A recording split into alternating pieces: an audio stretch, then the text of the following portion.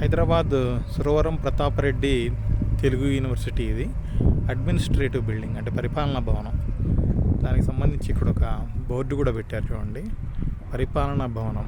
ఇటు బాణం గుర్తు పెట్టారు, అడ్మినిస్ట్రేటివ్ బిల్డింగ్. అలాగే విద్యాత్మక భవనం, అకాడమిక్ బిల్డింగ్కి బాణం గుర్తు పైకి ఇచ్చారు చూడండి, అది ఇటు వెళ్ళాలి కొంచెం, ఒక 2 minutes డిస్టెన్స్. దానికి విద్యాత్మక భవనం అని పెట్టడం కొత్తగా అనిపిస్తుంది. అకాడమిక్ బిల్డింగ్కి ఎప్పుడు వినలేదు ఇలాగ నేనైతే. విద్యాత్మక భవనం అని తెలుగు తర్జుమా. పరిపాలనా భవనం అనేది ఎప్పుడు వాడుకలో ఉన్నదే, కానీ అకాడమిక్ బిల్డింగ్కి విద్యాత్మక భవనం అంటారని కొత్త పదం తెలుగు యూనివర్సిటీ వాళ్ళు కనిపెట్టడం బాగుంది.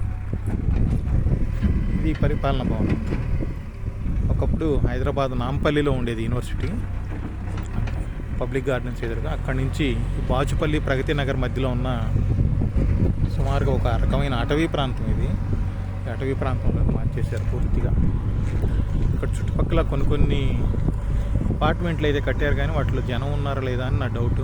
ఎందుకంటే జనసంచారం ఏం కనిపించట్లేదు ఇక్కడ చూస్తే. బిల్డింగ్లు అయితే ఉన్నాయి. అలాగే అటువైపే కొంచెం వెనక్ సైడ్ ఇక్కడ గవర్నమెంట్ డబుల్ బెడ్రూమ్లు కూడా కట్టింది, వాటిలో ఉన్నట్టున్నారు జనం.